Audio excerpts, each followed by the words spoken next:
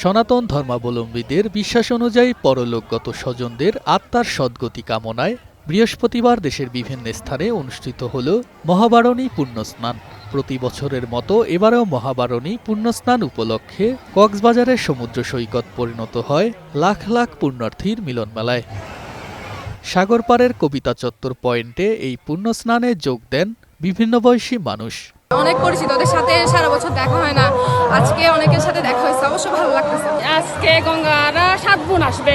এই গঙ্গা স্নান করলে আমাদের স্বর্গ লাভ হয় এবং পুণ্য হয়। পুণ্য স্নানের মধ্য দিয়ে পাপমোচনেই মূল লক্ষ্য বলে জানালেন এখানে আসা পুণ্যার্থীরা।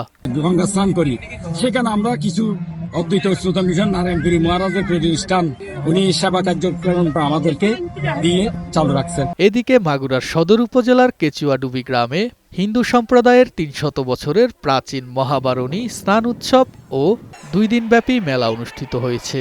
মেলায় সব সম্প্রদায়ের মানুষের অংশে নেওয়া ছিল চোখে পড়ার মতো। তুষার আহমেদ, বৈশাখী সংবাদ।